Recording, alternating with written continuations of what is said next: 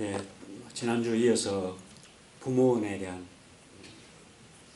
공부를 좀 더 해보겠습니다. 영상이 내용은 그렇습니다. 그러니까 부모 자녀 간에 좀 이렇게 대화, 소통을 하게 하는 방법으로 가족 사진 찍기 이제 이벤트를 하면서 가족 사진 찍는다고 모였을 때 그 미리 써놓은 영상 편지를 이렇게 보여주는 그런 내용이었습니다. 아마 대부분의 그 부모 자녀들의 관계가 뭐 여기서 보이는 화면에서 보는 것처럼 그렇지 않을까. 마음으로는 다 그 부모님에 대해서나 자녀에 대해서나 늘 사랑하는 마음인데 왜 또 둘이서 이야기를 하게 되면 마음과는 다르게 뭐 불평 불만이 나오고 그러는지 한번 이렇게 생각을 돌려보면 좋겠습니다.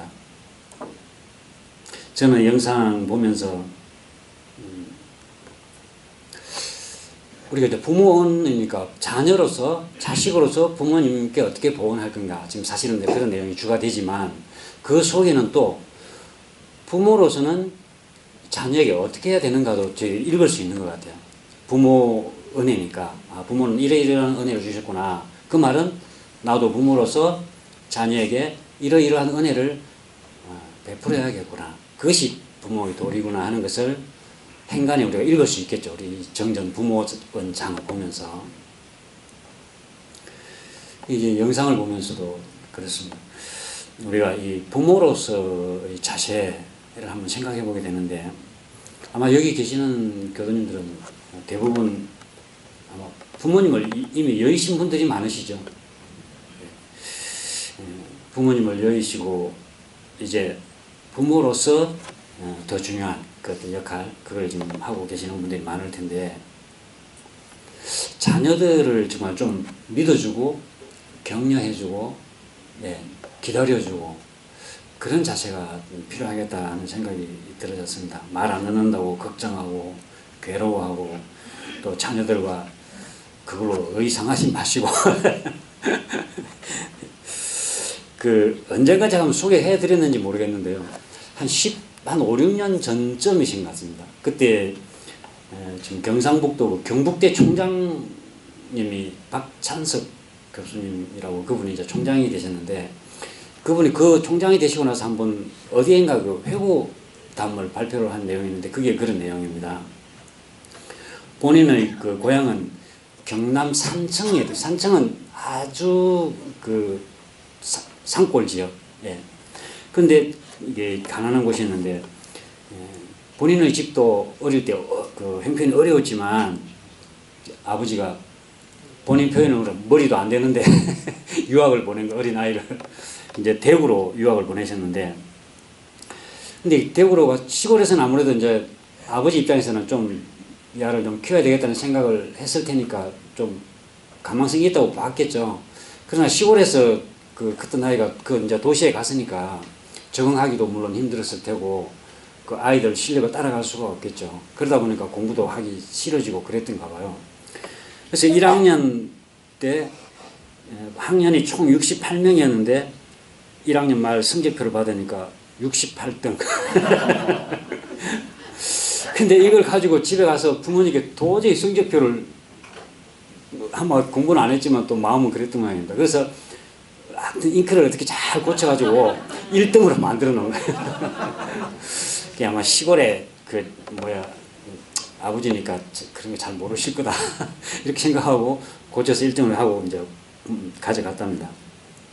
그러니까 아버지는 별로 큰 내색을 않고 주변에서 사람들이 와서 아마 그 대구로 갔으니까 그 산골에서 대구 와서 공부하고 왔다고 하니까 좀 뭐 이렇게 기대를 했든지, 이번에 제 아들이 공부를 잘 했더냐고 주변에서 이제 몰려와서 물으니까 아버지가 앞으로 더 봐야지, 이번에는 어쩌다가 1등을 했는가 봐요.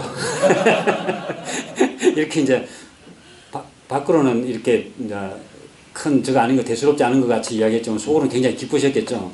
근데 본인이 이제 그 아마 앞 내과가 있어서 뭐 이렇게 목욕을 하고 오니까 집에 한 마리뿐인 어떻게 보면 재산 목록 이런데 돼지를 잡아가지고 동네 단체를 벌여놓은 거예요. 아들 1등 했다고 사람들이 와 축하한다고 하니까 그 돼지를 잡아버린 거예요. 이때 아이들 마음은 어떨까요? 근데 마음은 울컥했지만 도저히 그것이 아니라고 말을 못하고 돌아가서 공부를 열심히 했던가 봐요. 그러고 나서 이제 그 대학 교수가 되었고 또 이제 총장님까지 됐는데 그래 어느 날 본인이 그 45세가 되는 어느 날이었던가 그런 모양입니다. 부모님 앞에 그 33년 전에 중학교 1학년 때 그게 잘못을 이제 사죄하기 위해서 어머니 저 중학교 때 그 1등 했던 거 그러니까 아버지가 옆에서 이제 담배를 피우고 있다가 알고 있다. 그만해라. 민우 듣겠다. 그냥 이제 아들이 민우 이제 그 손자인가 보죠. 민우 듣겠다. 그러더라. 그러니까 아들이 성적을 위조했다는 거 사실은 다 알았던 거예요. 근데 참 그렇게 하기가 쉽지 않았을 것 같아요. 어디서 거짓말 하냐고 몽둥이로 안 때리면 부모 욕심이니까. 어제 청소 장시혜님 오셨나요 오늘? 청사로 오셔가지고 잠깐 이렇게 이야기하는 중에 담론하는 중에 딸 원선이가 분명 호정명이 민정이죠. 민정이가 공부를 안 해서 걱정이라고 성적도 많이 떨어졌고 그래서 걱정이라고 해서 그냥 내둬라. 저는 그냥 내둬라 그랬습니다. 가장 고민스러운 성적에 대해서 가장 고민스러워하는 사람은 사실은 본인이니까 지금 공부 안 한다고 닥달 해봤자 공부할 나이도 아니고 내더라고 그냥 그렇게 이야기했던 일이 있었는데 그런 것 같습니다.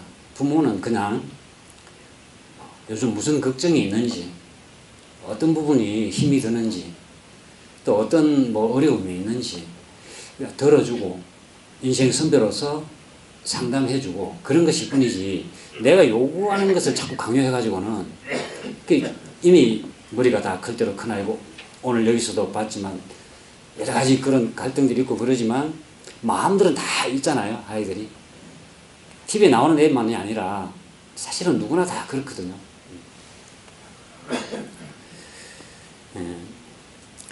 그 어떤 분은 그러시대요. 자녀가 부모 말을 잘 들으면 그거는 부모만 한 사람밖에 안 된대요. 부모가 시키는 대로 하니까. 근데 부모 말을 잘 안 듣는 사람은 부모보다 훨씬 뛰어나거나 아니면 훨씬 못 미치거나 둘 중에 하나인데 훨씬 뛰어난 경우라고 기대하고 원래 내 말 안 들으면 아 얘는 나보다는 뛰어난 인물이 되겠구나 그렇게 생각하고 안심하래요. 옛날부터 위대한 인물들은 다 부모를 속삭였던 사람들이랍니다. 예수님이 그랬고 부처님이 그랬고 부처님은 부모 말 안 듣고 몰래 가출했잖아요. 담 뛰어넘고. 어쨌든 옆에서 그렇게 지켜주고 격려해주고 후원자가 되어주고 그러한 부모가 되면 좋겠다 그런 생각이 들었고 또 한편으로는 서로 주고받는 말 속에 잘 커져서 고맙다. 아버지 부모들은 다 그렇게 또 그런 마음을 갖고 있는 것 같아요. 미사고라는 말 아세요? 미사고. 미사고 처음 들어보세요? 네. 뭐 어디 유명한 고등학교가 아니고 미안해 사랑해 고마워 어디 어디 TV 프로그램도 이게 있었던 것 같은데 미사고. 그러니까 그런 그 부모의 마음을 자식에게 전달하는 내용으로 그런 그 프로그램이 있었는데 그 프로그램 이름이 미사고더라고요. 이 부모는 자식에게 늘 다 해주지 못해서 미안하고 늘 죄인의 신경이고 그렇지만 자녀를 사랑하고 또 이렇게 커져서 내가 충분히 뒷바라지를 못 해줬음에도 불구하고 이렇게 참 잘해줘서 고맙고, 그게 부모의 마음인 것 같아요. 그죠? 예.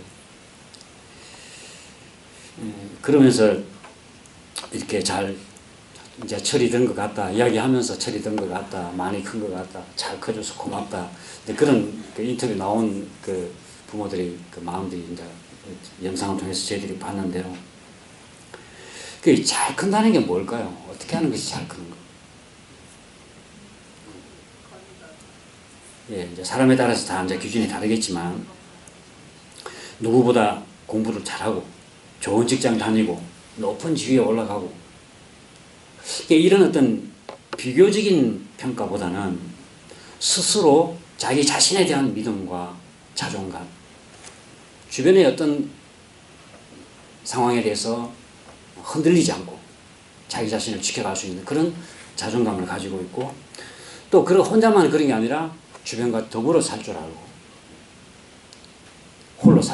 혼자만 지내거나 아니면 따돌림을 받거나 이러지 않고 주변과 잘 어울려 지내고, 그러면 잘 큰 거 아닐까요? 저는 그런 생각이 드는데, 그것이 바로 우리 부모보건의 첫 번째 제목이 공부의 요도, 인생의 요도를 빠짐없이 밟을 것이, 그러는데 사실 그게 공부의 요도, 인생의 요도가 그 공부하자는 것인 것 같아요. 공부의 요도라는 게 뭐죠? 삼학발전은 바로 자기를 찾는 거예요. 참 나를 찾아서 자기 존중감을 갖게 만들고, 사은, 사요를 실천하자는 것, 인생의 요도를 밟자는 것은 결국 더불어 사는 삶. 대종사님 사은사상의 가장 핵심은 나 혼자가 아니고 나단하는, 없어서는 살 수 없는 이런 큰 애 속에 한 가족, 한 몸, 하나라는 걸 말씀해 주시는 거잖아요. 그런 어떤 생각과 그런 어떤 보온의 실천이 몸에 배어 있다면, 홀로 떨어져 살거나 따돌림을 당하거나 그렇지 않겠죠. 그렇기 때문에 더욱더 인생의 요도와 공부의 요도를 빠짐없이 밟으라는 말씀을 다시 한번 새겨보게 됩니다. 이 두 번째 그 보온 조목이 부모가 무자력할 경우에는 힘 미치는 대로 심지의 안락과 육체의 봉양을 드릴 것이. 이 부분을 지난주에 그 심지의 안락을 어떻게 드릴 건가에 대해서 몇 가지로 말씀을 드려서 오늘은 넘어가고요. 세 번째는 부모가 생존하시거나 열반하시거나 힘 미치는 대로 무자력한 타인의 부모라도 내 부모와 같이 보호하라 그러셨거든요.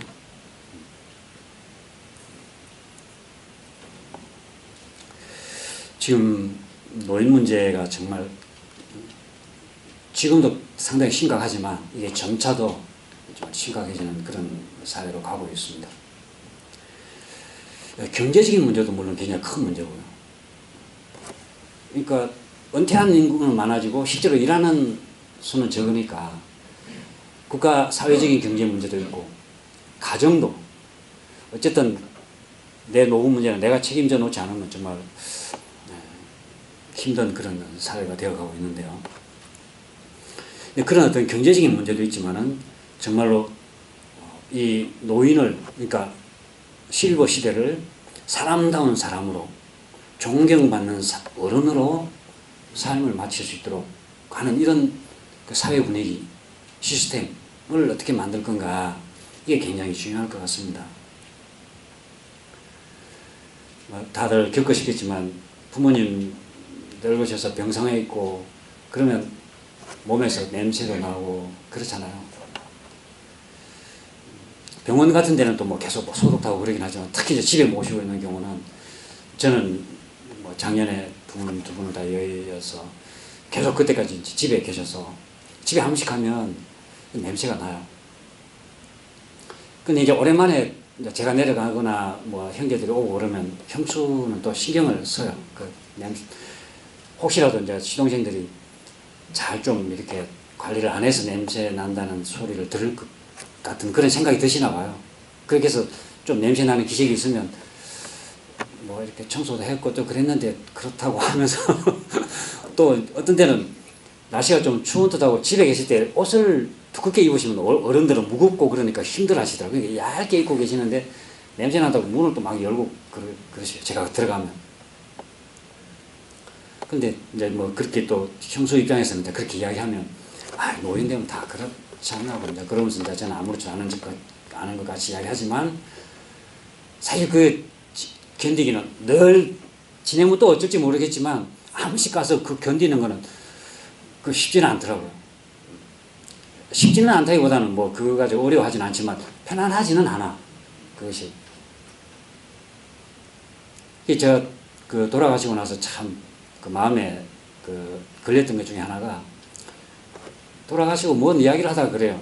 제 조카가 하나 있거든요. 그 이제 큰형님 막내 조카가 이제 딸인데 딸의 조카인데 걔가 한 번씩 집에 오면 꼭 할머니를 끌어안고 잔대요. 그 며느리가 그 이제 형수가 하는 이야기. 자식도 부모 방에 잘 안 가고 그냥 가서 인사만 하고 나와버리고 왜냐하면 연세가 드으니까 기도 어둡거니까 대화도 안 통하지. 그러니까 얼굴만 보이고 그냥 나와버리는 거예요. 저도 그랬고. 근데 이 계집애가 오면 꼭 할머니를 안고 자는 거예요. 그 방에서. 네. 가만히 생각해 보면 노인들의 시대가 정말 무자력하게 되면 내 몸 제대로 못 움직이고 이러면 어떻게 보면 그런 외면받는 것에 더 마음에 아마 상처를 받지 않을까 싶기도 하고 힘드시지 않을까 싶은 생각도 들고 심지어 안락을 드려야 된다는 말씀과도 연관되는 이야기도 할 텐데 내 부모도 하물며 그럴 텐데 무자력한 타인의 부모라도 내 부모와 같이 모시라고 그랬거든요. 앞으로는 이게 정말 굉장히 큰 문제가 되었습니다. 저희 교단에서는 몇 년 전부터 효 실천 경연대회인가 아무튼 효 학술대회를 몇 년째 지금 하고 있어요. 어쨌든 지금 실버가 하나의 어떻게 보면 좀 이렇게 너무 상업적으로 실버에 대한 투자를 많이 하고 있긴 하는데 이게 너무 경제적인 목적으로 지금 접근하다 보니까 정말 문제가 좀 되는 것 같습니다. 뭐 경제 문제를 전혀 도외시할 수는 없지만 정말로 대종사님의 이러한 그 부모 보훈에 대한 정신에 바탕해서 이거 실버 사업들을 해나갈 수 있도록 그런 부분들을 함께 고민하고 사회 시스템도 만들어가고 그래야 되지 않을까 그런 생각을 해봅니다. 그뿐만 아니라 또 이 무자력한 내 부모만이 아니라 그 부모 보훈의 강령례를 보면 그랬습니다. 부모 보훈의 강령이 뭐냐면 무자력할 때에 피연된 돌을 보아서 힘 미치는 대로 무자력한 사람에게 보호를 줄 것이다. 줘야 된다. 그 말씀이시거든요. 이 보훈의 종목에서는 구체적으로 지금 무자력한 타인의 부모라고 얘기했지만 포괄적으로는 부모뿐만 아니라 무자력한 고아들, 가난한 사람들 거기도 우리가 관심을 가져야 될 것 같습니다. 지금 뭐 유엔 인구 통계 자료라면 지금 한 70억 되나요? 인구가 세계 인구가. 그런데 그 중에서 한 30억 명은 굶주리는 계층이랍니다. 제대로 못 먹는. 그 반대의 계층에서는 너무 먹어서 너무 비만해서 지금 줄이느라고 고민이고 돈을 쓰고 그러고 있는데 거의 절반 정도는 사실은 굶주리는 계층에 속한다고 그럽니다. 그리고 절대 기하자만 해도 약 10억 정도가 절대 기하자에 해당이 되고 하루 평균 10만 명 정도가 기하로 죽어가고 있다네요. 현재 지금 유엔 인구 통계가. 그 중에서 어린이가 한 4만 명 아사하는 경우, 제대로 못 먹어서 죽는 경우. 아무튼 우리가 이 양극화되어 있는 이 세상을 어떻게 좀 고르게 만들 건가 하는 문제. 조금 우리가 여유가 있는 사람들은 정말 이렇게 어떻게 좀 무자력한 사람들에게 나눔을 실천할 건가 이런 부분에 저 좀 관심을 가지면 좋겠다 싶습니다. 그리고 마지막으로 부모가 열반하신 후에는 역사와 영상을 봉안하여서 길이 기념할 것이니라 그러셨거든요.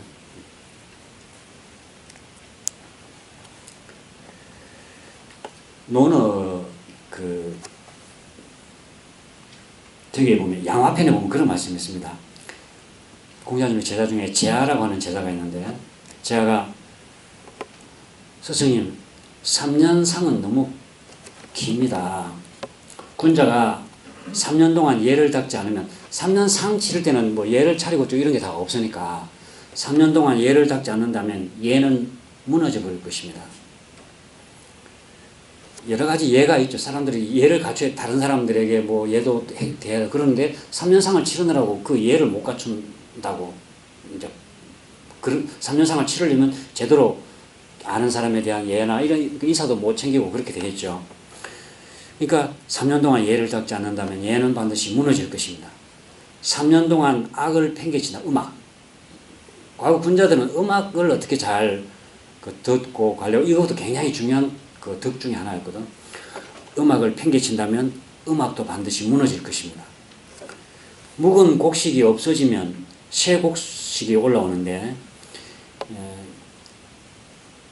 또 불씨 나무를 뗄감을 쓰니까 그 뗄감한 나무도 꺾고 나면 다시 1년이면 새순이 다 돌아간다. 불씨 나무도 다시 바꾸는데 1년이면 충분합니다. 새 곡식이 다시 올라오는데도 1년이면 충분하고, 뗄감 새 순에 올라오는데 1년이면 충분하다. 그러니까 1년상만 해도 되지 않습니까? 그런 질문입니다. 그렇게 오니까 공자님께서 그러십니다. 쌀밥을 먹고 비단 옷을 입는 것이 너에게는 편안하더냐? 그러니까 제아가 편안합니다. 그러니까 공자님께서 네가 편안하면 그렇게 하거라. 군자는 상을 치르는 기간에 기름진 것을 먹어도 맛을 모르고 음악을 들어도 즐거움을 모르며 집에 있어도 편안하지 않다. 그래서 그렇게 하는 것이다. 3년 동안. 너는 지금 편안하다고 하니 그렇게 하거라. 그렇게. 아마 제아가 자세한 그 논은 속에는 그 내용이 안 나오는데 본인이 아마 상을 당해 무렵이든지 아마 주변에서 누가 상을 당한 무렵이든지 아마 그때 아마 3년상에 대한 문제 제기를 했지 않나 싶습니다. 이 분위기 글 내용으로 봐서는. 그러고 나서 제아가 나가니까 공자님 하시는 말씀이, 제아는 어질인, 유가에서 가장 강조하는 군자의 덕목 중 하나가 인 아니면 어질인. 인하지 못하구나, 어질지 못하구나. 자식은 태어나서 3년이 지나야만 부모의 품을 벗어난다.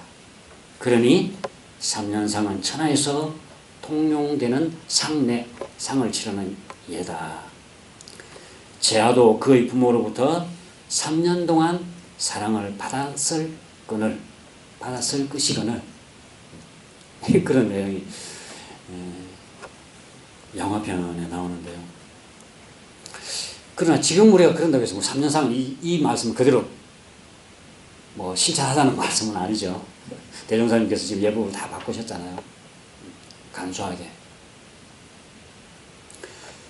우리는 간소하게에만 너무 방점을 놓고 뜻을 살린다 그러셨거든요. 예의 뜻은 살리고 형식은 간소하게 한다고 그러셨거든요.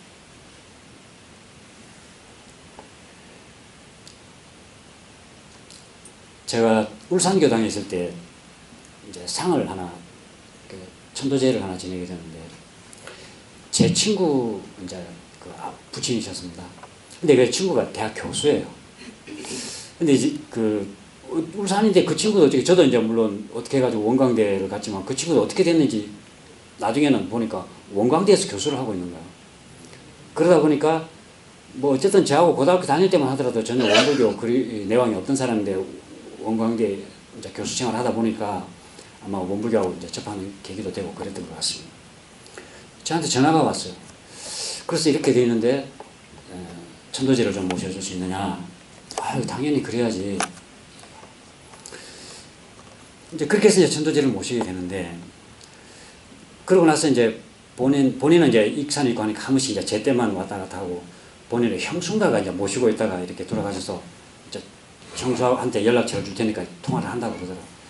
그래서 이제 형수하고 이제 통화가 돼서 이야기를 나누는데, 이야기를 들어보니까 그 행간에 이제 읽어지는 내용이, 원불교는 돈을 얼마 안 들여도 재 지낼 수 있으니까 그냥 원불교에 맡기면 된다. 그렇게 이야기했다는 거예요. 그래서 이제 우리 교법 정신에 따라서 그것은 재의 비용보다도 부모님을 위해서 이렇게 공덕을 심어주는 것이기 때문에 형편껏 하시면 됩니다. 정성껏 하시면 됩니다. 이제 그런 원론적인 이야기만 했는데 어쨌든 그야말로 경비 정도로 죄를 지냈던 것 같습니다. 예.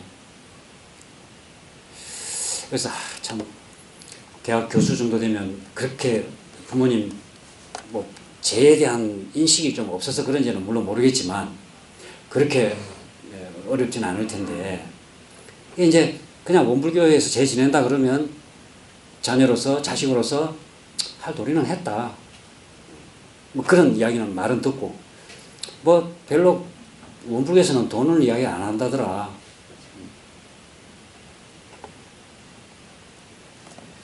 네, 그런 생각이 좀 들었습니다. 교도님들은 그러시진 않으시죠?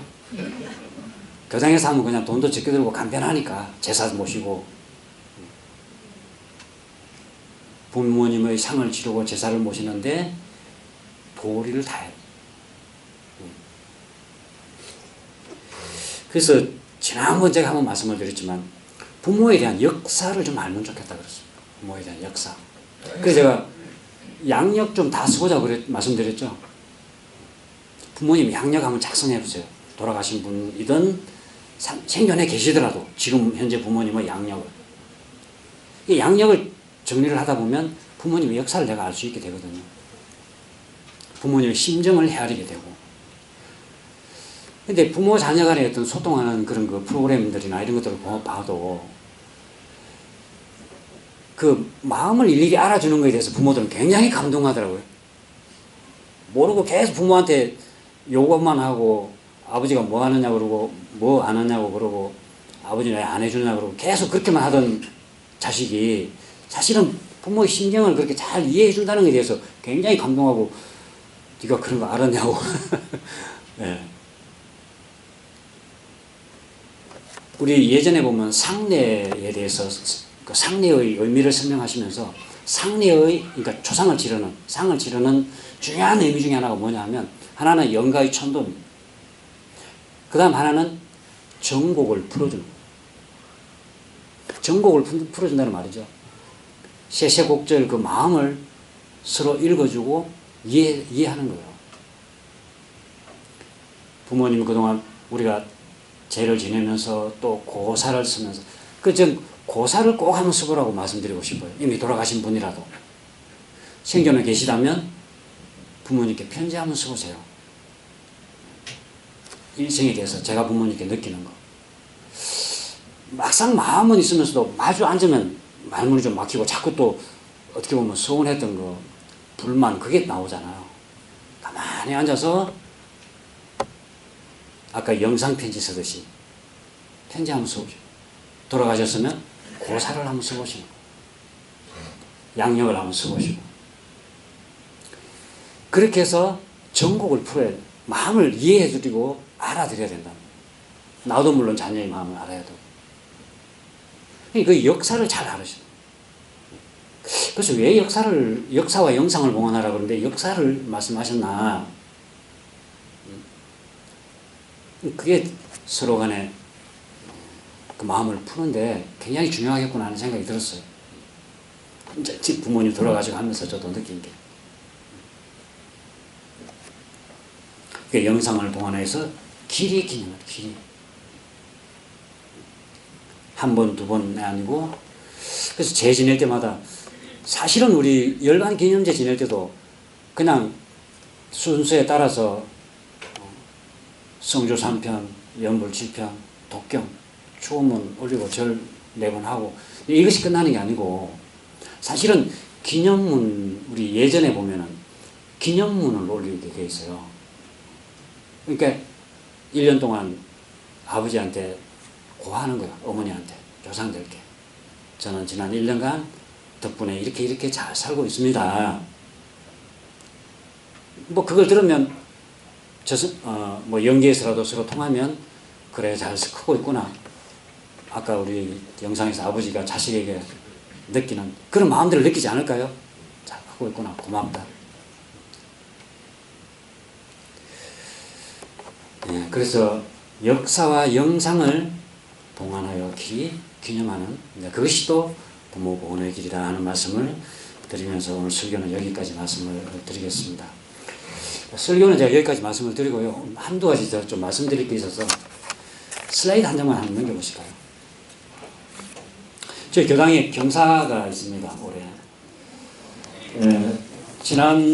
작년 말부터 우리 교당 법의 사정 시작해가지고 지난 3월 며칠 날 최종 중앙총부에서 이제 중앙법의 사정까지 끝났는데 저희 교당에서는 덕타원 손희사행님하고 초타원 박정덕님이 정식 법관 항마위 법사위로 선거하시게 되었습니다. 그리고 또 이제 법포가 사실은 법포는 법이 그러니까 공부 성적하고 사업 성적하고 함께 합친 그 공적에 따라서 이제 법포가 나오게 되는데 이번에 대체로 이제 또 법위가 올라감에 따라서 전체적인 성적도 올라가게 되고 뭐 성적이라기보다는 공적이죠. 오랫동안 교당에 다니시는 공적이시니까 거기에 따라 법호가 나왔는데요. 우리 임성현님은 항산으로 나옵니다. 항상 항자. 그리고 정성조님은 높을 고자 고산.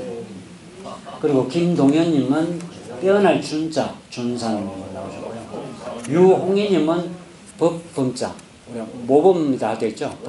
범산으로 나오셨고요. 오승우님은 사실 오승우님은 작년에 허가 나왔습니다. 근데 혼자 법포 수여식을 하기가 좀 그래서 이번에 함께 하자고 그래서 넓을 보자 보산으로 나왔고요. 그리고 대적공단의 김수진님은 수타원 저기 강 이름 강물 숫자예요. 아마 큰 강 같은 뭐 그런 뜻이 있는 것 같습니다. 강 이름 숫자 수타원님이시고 임경선님은 저기 하늘 건자입니다. 건타원님으로. 그리고 송현희님은 어제 양자 양타원님으로.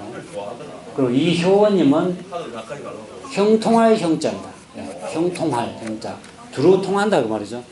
형타원으로 나오시고요. 정효경님은 효할 효자 효타원님으로 나오시고요. 이효선님은 클 석자입니다. 저게 석타원. 우리가 석사 박사 하죠. 그때 쓰는 석자입니다. 석타원님으로 나오시고 박요신님은 평온할 안자입니다. 네, 안타원님으로. 임윤정님은 함자 머금을 함자 함장한다 그런 말을 쓰죠. 함타원님으로 이렇게 나오셔서 5월 20일 날 저희 일정이 잡혀 있습니다. 교구장님 모시고 선거 및 보고 수여식을 할 텐데 미리 일정자 저중하시라고 법보 수행자들은 일정 잡으셔서 그날 피해서 그날은 모든 가족들이 다 함께 와서 함께 경사스러운 날을 맞이할 수 있기를 바라는 마음으로 미리 제가 발표를 해드렸고요. 한 가지 더 말씀드리면 6월 3일 일요일 날이 우리 화곡지구 합동법회가 있습니다. 지금 지구협의회에서 결의하기로는 우이동 그 봉도 청소년 수련원에서 하자고 이렇게 됐는데 장소 문제는 조금씩 논의를 하고 있는 중입니다. 야외에서 자산상사님을 모시기로 그렇게 했는데 실내 쪽으로 돌리는 게 좋지 않겠느냐 논의를 하는 중이고요. 문제는 이제 화곡지구 합동법회 내지는 화동한마당을 이렇게 경련으로 시작을 해오는데 이게 화곡지구 5개 그 큰 교당들이 돌아가면서 계속 이렇게 주관을 해오거든요. 그 주관 교당이 되면 모든 행사 주관부터 시작해서 재정 문제까지 다 이렇게 하게 되는데 올해는 우리 화정교당이 주관을 하게 되었습니다. 그래서 이 주관을 하기 위해서는 이제 일을 추진할 사람도 필요하고 또 그 일을 해내기 위한 돈도 필요한 것이 어떤 행사든지 하다 보면 그렇습니다. 근데 그동안에 지구 행사를 해 나가는데 대체로 각 다른 그 교당들 그동안 했던 걸 보니까 한 500개에서 600만 원 정도의 경비를 그동안 들여서 추진을 했더라고요. 이제 구체적인 계획을 좀 나와봐야 알겠지만 저희도 그렇게 되지 않을까 싶은데 그래서 지난번 교화협의회를 하면서 이제 경비 문제를 어떻게 할까 그런 이야기를 하는 중에 임원회의를 하니까 임원님 그 협의회에서는 요인에서 좀 얼마나 하고 또 본공에서 얼마나 좀 하고 이렇게 하면 어떻게 하나 말씀도 계시고 여러 가지 의견이 있는데 제가 의견을 냈습니다.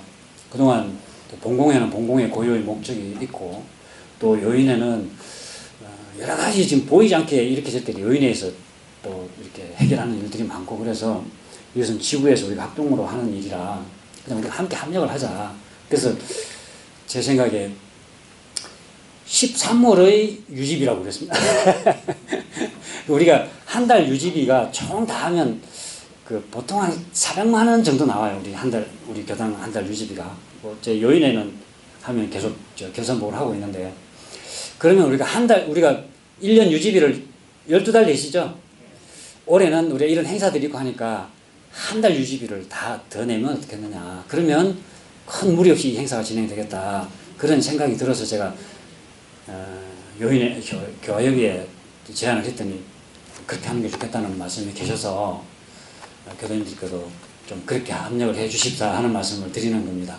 그래서 그 흥공봉투 보면 맨 끝쪽에나 빈 곳에다가 13월이라고 하든지 아니면 지구 합동이라고 해서 한 달 유지비만큼 이렇게 같이 한번 합력을 해 주시면 이 행사가 큰 무리하지 않고 잘 끝날 수 있겠다 하는 말씀을 드리면서 아울러 협조 말씀을 부탁드리고 마치겠습니다. 감사합니다.